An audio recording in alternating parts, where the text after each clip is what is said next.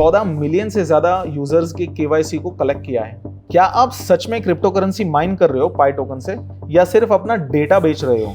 ये माइनिंग कम अटेंडेंस ज्यादा लगती है। तो जब आप सोच रहे हो कि आप क्रिप्टो करेंसी माइन कर रहे हो, तो शायद असल में आप ही एक प्रोडक्ट हो और फिर वो आपको फोर्स करते हैं कि आप अपना केवाईसी डिटेल्स उनको शेयर करो।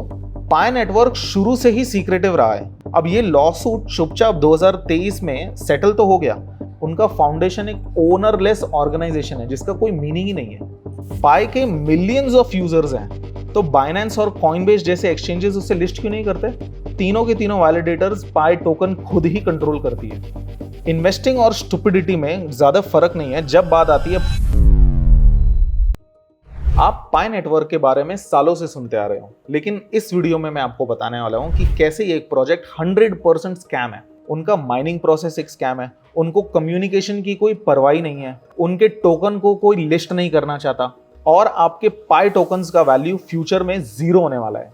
पाई प्रोजेक्ट की टीम ने एक ऐसा कॉम्प्लिकेटेड प्रोजेक्ट बनाया है जिससे आपको फूल बनाया जा सके, ताकि आप बस स्क्रीन पे टैप करते रहो उनके वर्थलेस पॉइंट्स के लिए, जिसे वो अपना टोकन बोलते हैं। और फिर वो आपको फोर्स करते हैं कि आप अपना केवाईसी डिटेल्स उनको शेयर करो इन टोकन्स को क्लेम करने के लिए। आपको ये भरोसा दिलाने के लिए कि ये वर्थलेस पॉइंट्स एक्चुअली में पैसे हैं, ये कुछ लोगों को पैसे देते भी हैं। फिर ये लोग आपको बोलते हैं कि पाई टोकन्स को 50 या 100 रुपए में एक्सचेंजेस से जाके खरीद लो। ये पैसे पाई की प्रोजेक्ट टीम जमा कर रही है इस स्कैम को और बड़ा करने के लिए। तो इन सारी बातों के बारे में डिटेल में बात करेंगे इस वीडियो में, तो चलो शुरू करते हैं। ज्यादातर लोग सोचते हैं कि पाई नेटवर्क 2 स्टैनफोर्ड ग्रेजुएट ने शुरू किया था, निकलेस और शेंगडाओ, लेकिन असल में 4 फाउंडर्स थे। विंसेंट और ऑरेलिन भी इंपॉर्टेंट थे स्टार्टिंग में। विंसेंट ने एक्चुअली निकलेस और शेंगडाओ पे 2020 में केस किया था, बोलते हुए कि उसे अनफेयरली प्रोजेक्ट से निकाला गया। अब ये लॉ सूट चुपचाप 2023 में सेटल तो हो गया, लेकिन लॉ सूट के डिटेल्स से ये भी पता चला कि पाई नेटवर्क ने 2019 और 20 के बीच में इन्वेस्टर्स से कम $8 लाख यानी 7 करोड़ रुपए रेज किए थे। अब टीम बार बार क्लेम करती है कि उन्होंने कभी भी आईसीओ नहीं किया, लेकिन अगर पैसे रेज किए तो इन्वेस्टर्स को क्या मिला, टोकन्स या शेयर्स, ये पता नहीं है हमें। कोई इस बारे में नहीं जानता है और डिटेल्स को इंटेंशनली कंफ्यूजिंग रखा गया है।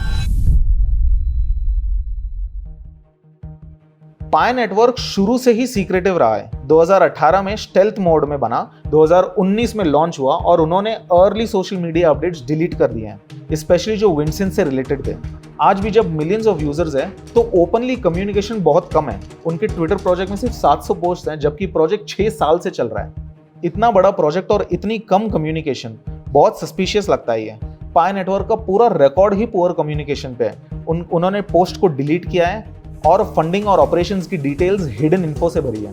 उनका फाउंडेशन एक ओनरलेस ऑर्गेनाइजेशन है जिसका कोई मीनिंग ही नहीं है। अब माइनिंग प्रोसेस के बारे में बात करते हैं। क्या आप सच में क्रिप्टो करेंसी माइन कर रहे हो पाई टोकन से, या सिर्फ अपना डेटा बेच रहे हो? जनरली कोई क्रिप्टो को माइन करने के लिए कॉम्प्यूटेशनल पावर चाहिए होती है। ज्यादातर पाई नेटवर्क यूजर्स को पता ही नहीं है, जब वो अपने फोन पे टैप कर रहे हैं तो ना उनका कॉम्प्यूटेशनल पावर यूज हो रहा है, ना नेटवर्क सिक्योर कर रहे हैं और ना ही कोई कॉम्प्लेक्स मैथमेटिकल प्रॉब्लम सॉल्व कर रहे हैं।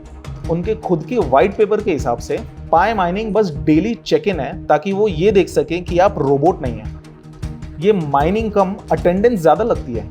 पाई नेटवर्क के ब्लॉकचेन का कंसेंसस सिर्फ 28 नोड और 3 वैलिडेटर्स करते हैं, और ये सब पाई नेटवर्क की टीम के कंट्रोल में है। अपने पाई टोकन्स जो आपने माइन किए, उन्हीं को क्लेम करने के लिए आपको फिर से केवाईसी करना पड़ता है। Government ID, photo, personal detail सब कुछ अपलोड करना पड़ता है। पाई नेटवर्क बोलती है कि उन्होंने अपना खुद का केवाईसी सिस्टम बनाया है, क्योंकि उन्हें थर्ड पार्टी केवाईसी सिस्टम पे भरोसा नहीं है और वो उनका वॉल्यूम्स को हैंडल नहीं कर सकते। लेकिन ये क्वेश्चनेबल है, क्योंकि बड़े एक्सचेंजेस तो hundreds of millions of users के डेटा को हैंडल करते हैं। तो शायद पाई नेटवर्क को आपका पूरा डेटा को कंट्रोल करना है। उनकी प्राइवेसी पॉलिसी क्लियरली बोलती है कि वो आपका पर्सनल इंफॉर्मेशन अफिलिएटेड कंपनी के साथ शेयर कर सकते हैं। वो एक एड नेटवर्क भी चलाते हैं आपके अंदर, जो आपके डेटा से टारगेटेड एडवर्टाइजिंग करता है। तो जब आप सोच रहे हो कि आप क्रिप्टो करेंसी माइन कर रहे हो, तो शायद असल में आप ही एक प्रोडक्ट हो। पाई नेटवर्क ने 14 मिलियन से ज्यादा यूजर्स के केवाईसी को कलेक्ट किया है। अब ये एक बहुत इंपॉर्टेंट डेटा है एडवर्टाइजिंग, मार्केटिंग और भी पता नहीं कौन सी चीज़ों के लिए। तो अगर उनका बिजनेस मॉडल सिर्फ डेटा कलेक्शन है तो हर यूजर जो केवाईसी कंप्लीट करता है वो उनके इन्वेंट्री का बस पार्ट बन जाता है। आप सालों से पाई टोकन्स को माइन कर रहे हो, लेकिन क्या आप वो पाई टोकन्स के एक्चुअली में ओनर हो? पाई का मैक्सिमम सप्लाई 100 बिलियन कॉइन्स है। 65% माइनिंग रिवॉर्ड्स के लिए, 20% टीम के लिए एंड 10% पाई फाउंडेशन को और 5% लिक्विडिटी के लिए। अब तक 7.2 बिलियन पाई माइन भी हो चुके हैं और माइग्रेट भी हो चुके हैं। टीम और फाउंडेशन को अब तक उसमें से 3 बिलियन पाई टोकन्स मिल चुके हैं और यूजर्स के लिए सिर्फ 2 बिलियन पाई टोकन्स हैं। तो वो बोल तो रहे हैं 65% माइनिंग रिवॉर्ड्स के लिए और 20% सिर्फ टीम के लिए, लेकिन 7.2 बिलियन में से 3 बिलियन तो उनकी टीम के हैं और सिर्फ 2 बिलियन है जो यूजर्स के लिए है। टीम के पास माइनर से ज्यादा पाई टोकन्स है और एक्सचेंजेस पे सिर्फ 300 मिलियन पाई टोकन्स है।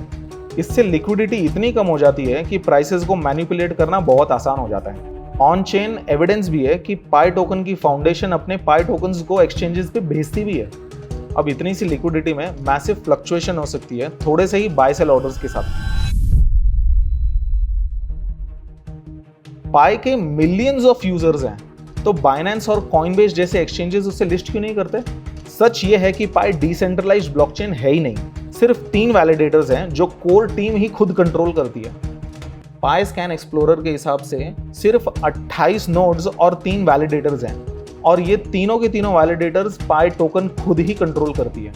अब ये डिसेंट्रलाइजेशन तो है ही नहीं। पाई नेटवर्क बेसिकली एक सेंट्रलाइज्ड डेटाबेस बन चुका है जो प्रिटेंड करता है डिसेंट्रलाइज्ड ब्लॉकचेन होने का। इसको आप कंपेयर करो बिटकॉइन से जिसमें हजारों नोड्स हैं, या इथेरियम से जिसमें लाखों वैलिडेटर्स हैं। तो मेजर एक्सचेंजेस तभी ही कोई क्रिप्टो करेंसी को लिस्ट करते हैं जब वो सफिशिएंटली डिसेंट्रलाइज्ड हो जाए, वरना वो सिर्फ एक कंपनी का इंटरनल टोकन ही लिस्ट कर रहे हैं। इन्वेस्टिंग और स्टुपिडिटी में ज्यादा फर्क नहीं है जब बात आती है पाई टोकन के बारे में। जब आप पाई टोकन्स खरीद रहे हो तो आप पाई की टीम को सिर्फ एम्पावर कर रहे हो कि वो अपना स्कैम और भी लोगों तक पहुंचा सके, और उन लोगों को लग रहा है कि वो एक रेवोल्यूशनरी प्रोजेक्ट में इन्वेस्ट कर रहे हैं। रियलिटी ये है कि उनके पास कुछ भी नहीं है, इसीलिए पाई टोकन्स और उनका पूरा प्रोजेक्ट एक स्कैम है। Business knowledge 5845, thank you so much, आपने हमें रेकमेंड किया ये वीडियो बनाने के लिए। तो आप लोगों को अगर ऐसे ही वीडियो देखने हैं तो आप कमेंट सेक्शन में डाल दो। इस वीडियो को लाइक कर दो ताकि यूट्यूब इसे और लोगों तक पहुंचा सके, और मुझे सपोर्ट करने के लिए चैनल को सब्सक्राइब भी कर दो। Thank you so much for watching again, thanks you guys in the next one.